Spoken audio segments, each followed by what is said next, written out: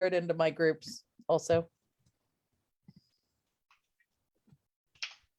All right, everyone, welcome to today's episode of the Create, Engage, Succeed show. I am your co-host, Mary Nunley, and of course, we have my fabulous other co-host, Amadeus. And today's special guest is Stacy Braiuca. awesome. So, as is the case with so many of the guests on our show, we bring on people that we have never met in real life, but have met wandering the realm of the interwebs. And for many of us, especially after 2020, more and more of our friendships evolved that way in our business relationships. So someday I hope to meet all of our guests in person. But for today, Stacy, why don't you tell us a little bit about yourself and what you do? And then we're going to pummel you with questions. Okay. Thank you for having me, for one. And yes, one of these days we are going to meet in person. I think that's the gift of 2020, is meeting people, and then like you look really forward to this, meeting people in person. Anyway, I am known as the technology therapist and the productivity strategist. I have several different online businesses, but predominantly they all help people eliminate their technology stress by helping them use technology to increase their productivity, get more leads, and hopefully have more time for balance and self-care. Sounds I like pretty it. good. Mhm. And just so you heard, in case you heard the clackety clack, I was tagging you in the video and I said, the doctor is in to answer your tech questions. So a little bit of a play on Peanuts, because you little are bit the of Peanuts technology play. therapist. So 5 I thought, cents today only. that's right. So I thought, ooh, the doctor is in. So funny that you should bring up 5 cents, because we were chatting this morning and you had brought up a really good point, which is the importance of responding to clients or potential clients that have reached out to you within 5 minutes. So I've never heard that before. Can you elaborate a little bit? Sure. Well, as your show is Create, Engage, and Succeed, one of the secrets of succeeding is engaging with that client or that lead who has reached out to you. So if you can imagine, back in the day, you're flipping through the yellow pages. It was a big book, and people would look I was through gonna it. say, and find Amadeus phone is probably a numbers. little young for that. Well, But we had phone books. They do. I've seen a phone book. Okay. I used to have to And- sit and on them because I was so short. Right. Well, this is besides sitting on them, this was the other use they had, was you look up phone numbers and you go down the list. If let's say you're looking for plumbers, so you go to, you look for plumbers in your area, because maybe that phone book's in different area, big metropolitan areas. So you look for the digits that are close to yours, and then you figure out which ones you're going to call, and you call the first one. And if they don't answer the phone, what are you going to do? Call the next one. You're going to call the next one, because it's like, and things haven't actually changed much since then. Now it's, we go down, we Google plumbers in your area and you go down the list, right? The only difference is now is we're probably even more instant gratification society. Mhm. So MIT did this really cool study and found out that if you can engage back with that potential lead within 5 minutes, your chances of closing them as a customer are 60 to 70% higher than if you do it after 5 minutes. Wow. Oh, wow. Uh-huh. And I'll get you that link so you can put it in the show notes, because it was just fascinating. It was like, and within 5 minutes. So you think about a variety of ways that you can do that. Message them right back. But wait, I'm in the middle of a podcast. I can't message somebody right back within 5 minutes right now. Mhm. So maybe it's a bot or an email sequence that gets fired off, or some way to communicate back to them that you mean something to me. I would like to talk to you. And let's start a conversation. Okay. It's a really good piece of advice, I think. Yeah. So what Mhm. you're saying, though, is it doesn't have to be somebody manning the phones, so to speak, waiting Not- for it to ring. There's other ways. It's just recognizing within 5 minutes that somebody has reached out and that they're valuable to you.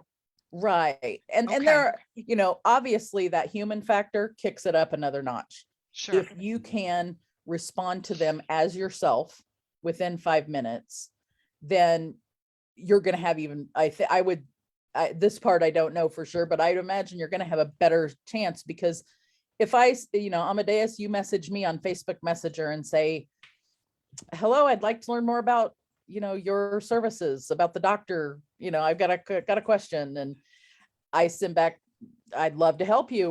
What's your biggest productivity struggle? And you answer that, and we have a conversation going already.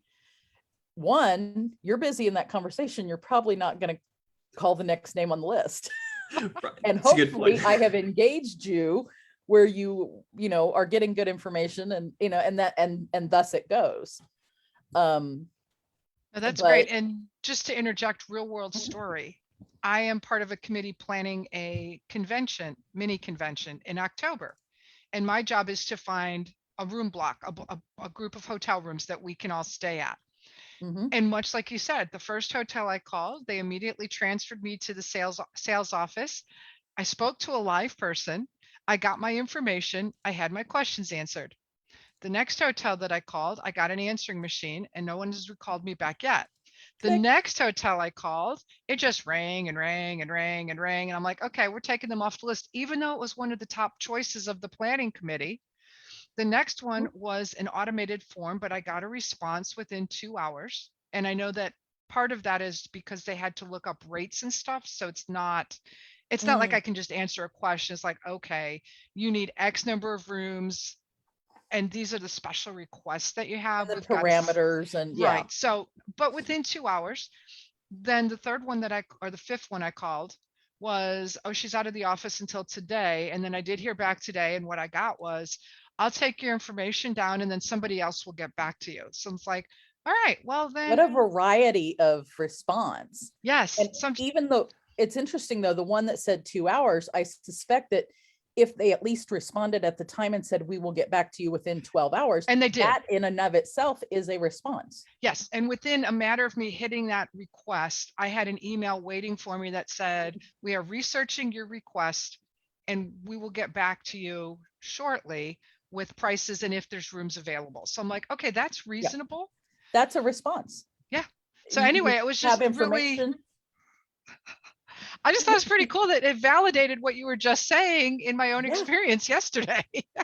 And in it, what I love about it is you've got 5 different calls for a fairly complex scenario. I mean, it's not, rocket science, but it's also not, can I order a pizza? Right. Although that can be rocket science sometimes too. But you got the variety of responses you got, some of them being human, but I'm sorry, they're not available right now. Well, apparently you don't mean much to them as a client, possibly, if they can't give you something of what the next steps are. Yeah. I mean, because, 50 rooms at 200 plus a night, that's not just, it's not just pocket change. It is a nice little bit of revenue. Mm-hmm. But so let's say that I was one of those hotels that I had called that didn't provide me that 5-minute response. What are some things that you would suggest to folks, maybe at a smaller scale? Like Amadeus and I are entrepreneurs, we have a small business that we could do to make sure that that 5 minutes is being used to the best of its best of its our ability, and time is of the essence, doctor. Right. Well, like some of the things that I spoke of is, one is, I would imagine by now many people have interacted, whether they realized it or not, with a bot or a chat widget. If you have if you're able to put a chat widget in the corner of your web page, that's, and that it's visible, but it's not obtrusive, and it pops up and asks, how may I help you today?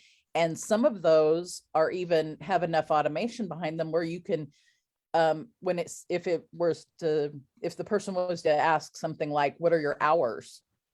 That would key off an answer so that they would get an answer to what the hours are, and you wouldn't have to put that in. So some of them are automated like that, and others of those, they come straight to your telephone. So you're out to lunch with your bestie and you see the, bing notification and you're like, ooh, possible money. I'm going to answer this. and That's a good point. so a chat widget, that potentially some of those act as bots, Facebook Messenger, Instagram Instant Messenger, LinkedIn Messenger, even email, text message. Those are all great. Google My Business has a messaging that goes straight to your phone. And people can even call you straight from that Google page. And so if you've got that set so you can answer it, or that your voice message, when you do answer it, gives them next steps and information, or mine actually has a secondary way to contact me. And I'm just thinking, because my message says, don't bother leaving a voicemail. I'm not going to answer. Send me a text. That's probably not the best kind of message to have if you're a business owner. Well, I think you could massage the message, actually. You could massage, because actually my voice message has something similar. I'm sorry, I'm not available. I will answer, please leave this information. But if you need me sooner, message me at m.me/Stacy Braiuca. Got it. Okay. So that you give them something because if they do that, I'm more likely to get back with them faster. Mm-hmm. I mean, that's just, and we all have different ways. Like Amadeus, you might be an email guy, and I might be I'm like, no email, no way, but Facebook Messenger, I'll get right back to you. Or, we all have our things that we prefer and not. That makes But sense. customers or leads are going to come to us from multiple directions, and we don't want to cut off one of those directions. I mean, makes like sense. shooting yourself in the foot. So no dead ends, no cutting things off, make it easy for the customer. Yeah. What if you're not on Facebook? Then you wouldn't be, if your customers are not on Facebook, then that may not be a place for you.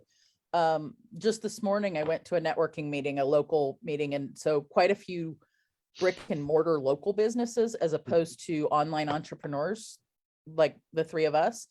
And their the way they get leads is somewhat different. Many of them probably are not on Facebook, but they really, really need to be on Google My Business, because that serves local businesses really well. Now that makes sense. And text messages might be really good for them.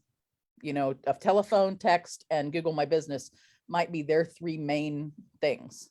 So you've mentioned Google My Business a couple of times. Mm-hmm. What exactly is it? Picture it kind of as the new version of the Yellow Pages, in the sense that it not only has the listing of your phone number and information, it also can have, if you fill out all of the information in your profile, you've got your telephone number, you've got your hours, you've got the services you have the service area that you provide services to, your address, a map to you, photos. You can post things. So I then add in that social media element like Facebook, where you can post posts to it, and keep people updated on what's going on, events. Wow. And I think it's a really underutilized space for entrepreneurs, whereas the people who are in brick and mortar are maybe using it a little more. They might not be using it although to its full capacity. Okay. No, that's really good to know. Now, there are some tricks if you're an entrepreneur and you don't have a brick and mortar. You've got to make sure and put in a service area. Okay. Because otherwise they may tell you, sorry, you don't have a location. You can't use this. And so the original intent sounds like it was more for brick and mortar. I think the original intent probably was. And though as now more people are moving online for a variety of reasons, you've COVID got to be able to accommodate. Put the brick and mortars online, So if somebody Um, wanted to get started, not necessarily with Google My Business, but with what you were just talking about in terms of sort of having a one-stop shop where you could message people, you could respond by email, you could send text messages, you could have a chat bot on your website. What would you suggest that folks look for? Well, there are multiple products out there that do that kind of thing. There are different bots. There are, you know, Sorry, my straw got stuck to my lip. it's some sticky lipstick. Um, I happen to the program I use, and actually you guys now use it too, is called Tech Foundation Pro. Okay. And it has its basic model has what I call a communication hub in it. And it actually brings in text messages, Google My Business, Facebook messages, does not do LinkedIn messages intrinsically yet. Instagram messages are coming. And then a chat widget on your website. You can also do text to pay on it, which is really kind of cool. So like, let's say we're at that hotel for your event, and you're like, and Mary, you and I are splitting a hotel room. Okay. And it's for business. And you're like, okay, your half of the hotel room is $25. We'll say they gave us a really good rate. Okay. Well, maybe let's go 125 because Okay. A little bit more in the realm of realism. we don't want Okay. cheap and seedy, right? So $125, that's your rate. And you can actually go in, tell it that you want to send an invoice to me, put motel room nights, 3 at okay. 125. The dessert that I bought for you at dinner because you forgot your wallet, $7. You can list out the Oh, thing. very cool. You can put a time limit of how long that invoice is good for. Okay. And then you click enter, it goes over to Stripe, creates the invoice, comes back to you and gives you a link that you just go, boom, text message that straight back to me.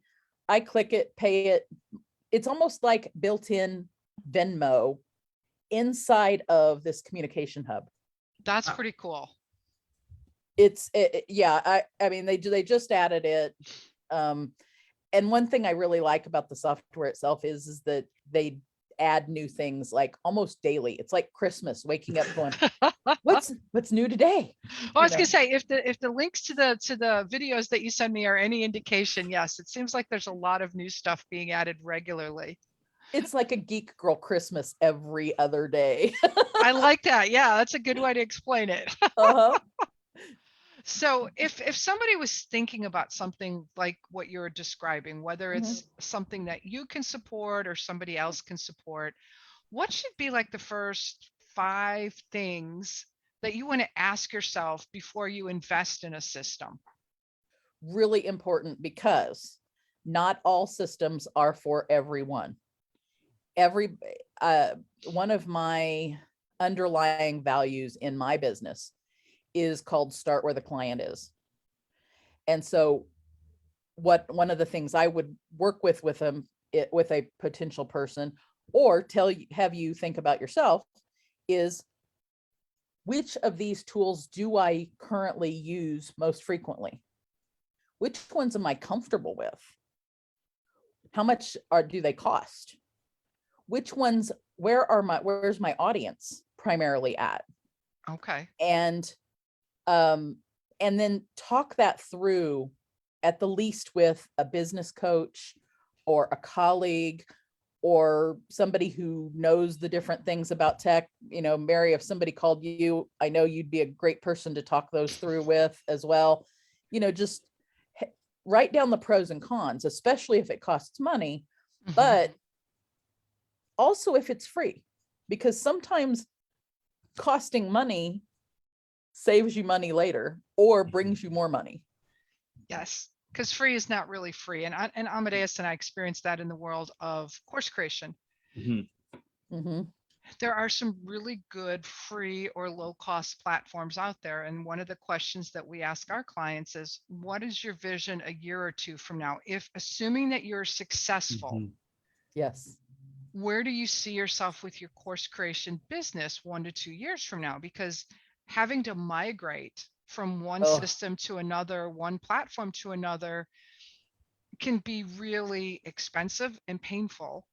And if very. you say, oh yeah, my goal is just, I want to have one course, it's going to be free, it's only going to have videos in it, and I just want it as a way to, like, share my love of daisies. Well, cool. We Yep. can, there's like 5 different places you can go for free to host your content, Uh-huh. and you'll be great. But if you're just like, I want to build an empire, Yeah. Mhm. You and don't every want to build, quarter, you don't want to build an empire on a teeny tiny foundation, right. Right. And so because then it's okay, so what else do you need? And much like you're saying, oftentimes when we talk to course creators, what do you have for your email? How are you going to stay in touch with your audience? What, the platform that we recommend does that sort of, but you still need a third party Right. to do some of those things. and you bring up a good point about tool X doesn't always play with tool Y, but tool Y plays with tool Z, and tool Z plays with tool P and X, and it gets to be a challenging puzzle sometimes, even for those of us who like eat geek cereal for breakfast. Yeah. Well, It's and Amadeus, yes, lives and breathes that, because he's my integrator, my, behind the scenes zapper and everything. And it's just like, Mhm. I can only do so much. Mhm. Right. I mean, to be able to find the set of tools that go together for an individual that also can grow with them, because you do not want, I just helped somebody migrate their website, and it was the second time we had migrated this person's website. Wow. Right. And so not only was it painful the first time, it was painful twice. And it was because they were with a tool originally that was not going to grow with them. Mm-hmm. And And so and I I think, think oh, sorry, go I ahead. I was gonna say I think that's a really big thing people don't really understand too, is that it's better to have a little bit of a struggle learning a bigger tool early on when you don't need all of its components than needing to a year or two down the road be stuck with something very hastily cobbled together, because that's now what you're used to and everything's put together on that cobbled together thing, and now you're like, I can't change because if I do it all explodes.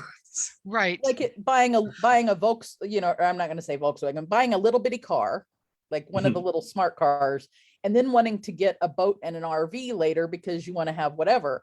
Well, why not get a big truck first with a dual cab and the RV, even if or with the hopes of getting the RV later, maybe budget wise, but then you don't have to worry about, this Right. little smart car is not going to pull my RV. And I think the other part of that is be realistic. Don't be overly enthusiastic. So it's like, yes, I've never created an online course before. I've never had an online business. I've never been an entrepreneur. And I took a course, and in 6 months, I'm going to be making $1 million a year. And so I want to buy all the big things with all the bells and whistles. And I have 3 people on my email list, and they're all related to me. And so it's also sometimes lowering expectations and going, okay, what's that good middle? It's just like when you buy a house, they talk about starter houses.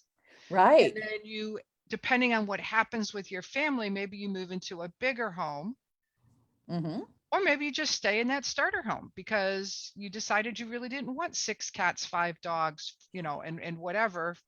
So, you want to be realistic too. So you're not necessarily spending $500 a month on software Mm-hmm. that you're not ready for, but can you grow? Is And that's sort of encapsulating you in Alm's thoughts. I would think as entrepreneurs, we also have that same issue, I think, with buying courses Yes. for ourselves. Definitely. You know, um, it used to be people would have, you have bookshelves full of books that you bought. Well, books were a little cheaper, but then it was bookshelves full of cassette tape courses. Now it's shelves full of online programs that you've purchased but have not had time to do. Yes. And that And digital but clutter. But then you also, if you've purchased those and haven't had time to do them, but then you're broke and you don't have money for the technology. It's a back and forth balance between the learning materials and the doing materials. Yes. And a mentor, so to speak, that's one of his things, is put a moratorium on buying new courses until you actually complete the ones that you've purchased and done something with it. Now, Mhm. if you get halfway through it and go, you know what, this really isn't what I need, or that's one thing, but stop buying stuff just because it looks good. Right. So on that lovely note, a half hour has zoomed by already, and this has been an exciting conversation. So one of the things we like to do is let our guests talk about something cool that they're working on, or some type of offer that they would like our audience to know about. And so before we wrap up, what do you have to share with our audience? Well, we have a getting started package that kind of helps people do exactly what we've been talking about today. And I just want to go on record to say I did not plan that, That is true. because She I did had no not. idea what questions you were going to ask me. And I actually was thinking I probably should have shut up and had Amadeus ask me more questions. But he's such a generous guy. He's sitting there just being nice. Well, I try not to interrupt people when they're talking. That is what the show's for. That is true. That is true. Yes. So we have a getting started package that helps people go through exactly what we're talking about. They have a 1 hour deep dive about their technology, about the budget, their literacy, their goals, their what things they already have, what things they might not have, what things I usually find out that they have duplicates and triplicates of things. And so 1 hour about that, and then another hour with one of my colleagues for a strategy session, kind of going through their client's journey and strategy and marketing. Then she and I bring our brains back together and come up with what we call a technology treatment plan. Okay. Which is our taking the information that we've received in those assessments and those meetings and coming up with our suggestions for some of the first things they might want to work on based on what we've heard people say they want to do and everything, right? Right. And then they get 5 hours of done for you concierge, technology virtual assistant time Oh, awesome. to enact either the things that we're suggesting or whatever other technology needs that they have. That sounds like a great way to get started. And I did not realize that we were going to lead the conversation in this direction, but it's such an important thing for businesses to have, or even if you're thinking about starting a business, because, you know, we've helped a number of clients just like, what do I use? What should I do? And I'm just like, that's not our zone of genius. However, we can tell you what we've used, or we can tell you how we've messed up, learn from our mistakes. Let's go talk about courses. Yeah. So Amadeus, any parting thoughts, comments before we wrap up, and of course invite Stacy back at a later date? I was just gonna say, I think this was really a good episode for people looking to get their online space kind of organized more so than it probably is. I think that's a really common issue most people have when they, I know we're no exception to that. Of once you get started trying to set up everything, you're like, oh, I'll take care of this after, you know, business is finished, and then nothing's set up, and you go, oh no, we need to have all of this set up. We spring clean our houses, or they say to spring clean your house. You know, it's a similar thing as keeping your tech organized. That's a great. It's not necessarily something you do one and done. You have that, like you said, Mary, that starter house in your beginnings, but then when it's time to move to that next step, you're gonna want to rearrange, and you know, maybe there's something you're going to need to do differently. And so it's really an ongoing process once you start it, just like many things in life. But yeah, no, that makes sense. And it's not a like, I got this and it's going to be perfect for me for always and forever. It's, I got this, and depending on how my business goes, I may need to add elements or I may need to subtract elements, and reassessing on a regular basis, I think, is the key thing. And one thing about being human, you know, it's guaranteed is change. That is true. Wait, we're human? I didn't know that. I know. Anyway, so we are at time. What is one piece of wisdom that you would like to leave the audience with before we sign off for today? Automate what you can so you can liberate your time for self-care. Ooh, I like it. I like it. So on those words, this is Mary Nunley and Amadeus. Stacy Braiuca. say goodbye for today, and we'll see you next time on the Create, Engage, Succeed show. Thanks, everybody. Bye.